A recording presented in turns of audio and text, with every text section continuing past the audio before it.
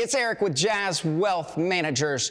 Let's talk about the 4% rule. Now, this is a hot button for a lot of people, and I know that there are people that are going to argue that the 4% rule is it, and that's the way it's going to go. Well, Bill Bengen, or however you pronounce the guy's name, was the actual financial advisor who created the 4% rule. He actually didn't call it the 4% rule.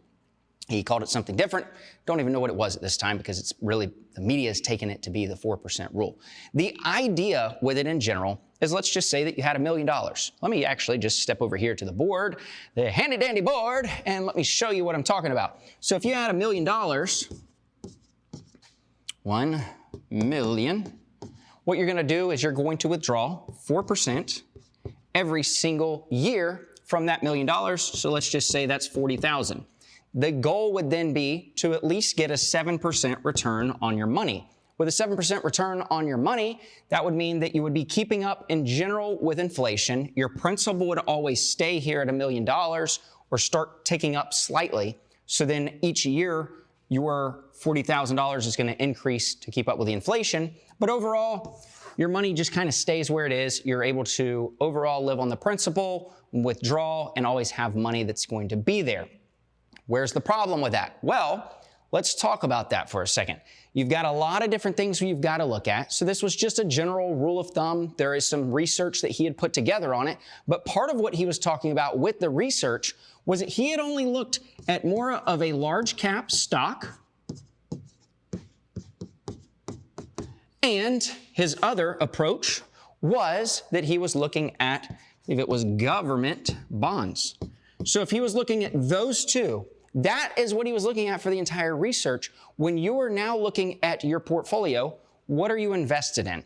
Because I can tell you this right now, a lot of people can't let go of things like Tesla, maybe a little crypto, all these other aspects, and not being diversified. Instead, they've got, 20% here, 10% here, and then they've got all this other funds and everything else in different places. Bill was looking at it only from that perspective when it comes to the breakdown of things, instead of looking at all these extra things that you may be having in your portfolio. Now, why I say that and what I want to present to you with this is the problem of volatility. What's going to happen is if you had 1 million, and let's just say you were in Tesla and crypto and also in all of these other funds, what happens when you get a 20% drop? Now you have 800,000, and that is the exact time that you need to pull that 4% out. Well, if you need to pull your 4% out once a year, and now you're pulling out 40,000, well, now guess what? You've only got $760,000 left. Well, it's all going to depend on how the markets are doing. Will the market rebound in time to get you all the way back to that 1 million to get to where you need to be, or not? Well, let me show you exactly what I want to show you here with that. So what I'm talking about is what we've actually done in a class for clients, our Wine and Wealth class. We've talked about the bear markets and what could actually happen. So if you're looking at this chart right here, what we have figured out is, yes, there are times where we could play the what if game and say, well, what if it's really bad markets and one of the worst markets in history? There could be that, but we've got to look at it as an average. The average right here that we're looking at is 1,330 days for a recovery from a bear market decline. So if you had that $1 million, your money fell 20%, which is a bear market, then now it's down to 800,000. How long is it actually going to take to recover in general? Well, that is where we're looking at 1,330 days or 3.6 years. So with that said, here's what I want to go and tell you about with this. The 4% rule works in a scenario where it's in a linear fashion. What is a linear fashion? Well, go back to this board over here and let me show you. Linear fashion would mean that you would get the same return every single year. Let's say it's that 7% return every single year.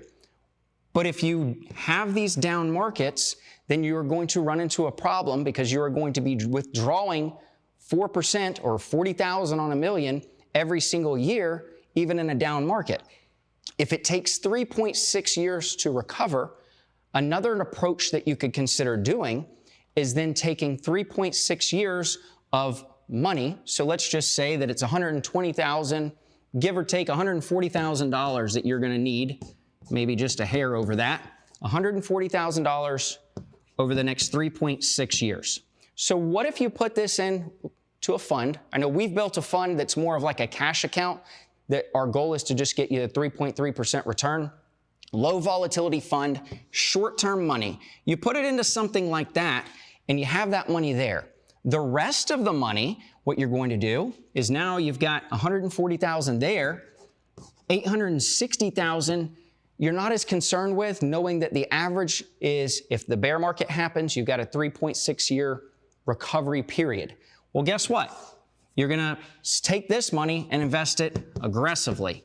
Now, when I say aggressively, I don't mean crazy, but in general, the S&P 500's done a little over 9% historically on average. Well, what if we could get you that 9% historically on average with this money? The other money is what you're using short term, just due to the fact that there could be a potential downturn like we're seeing right now. It's an option. So when I talk about this and when I talk about the 4% rule, I think there's a big problem because we're not considering the market downturns. We're only looking at this from that linear fashion. The other thing when it comes to the problem with this is just what I said when it comes to what you're investing in. Maybe you're in Tesla, crypto, all these things that are much more volatile. Sure, you could get some growth at different times, but there are also going to be the times where your money is down significantly, which could hurt you.